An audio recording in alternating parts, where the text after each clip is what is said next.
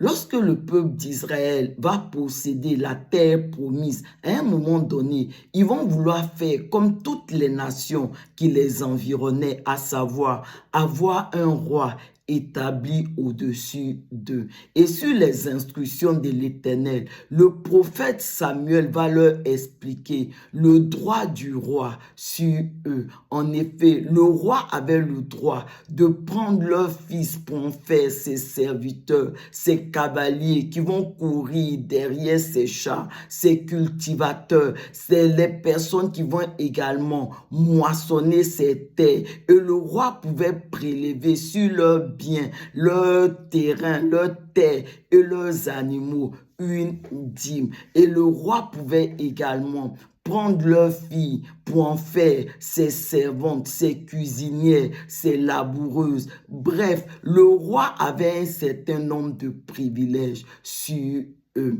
Amen. Et le premier roi que Dieu va choisir pour établir au-dessus du peuple d'Israël, c'est Saül. Et lorsque Saül rencontre le prophète Samuel pour la première fois, il a la recherche des annexes de son père. Le prophète Samuel lui dit que ces annexes ont été retrouvées. Mais pour véritablement lui dire que c'est lui le roi que Dieu a choisi pour établir sur Israël, il lui pose la question en 1 Samuel 9, le verset 20. Pour qui est réservé tout ce qu'il y a de précieux en Israël? C'est pour toi et pour la maison de ton Père. En d'autres mots, tout ce qu'il y a de précieux en Israël est réservé pour le roi.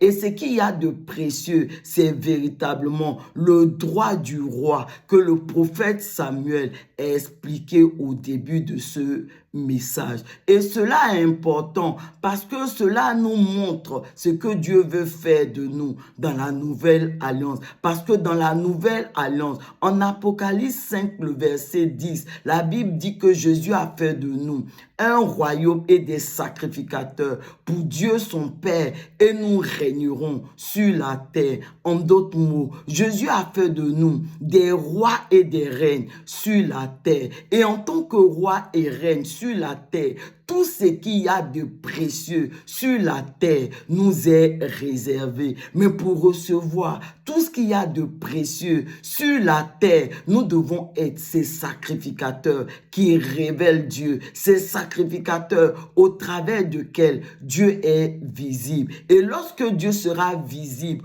au travers de nos vies, en ce moment-là, nous allons régner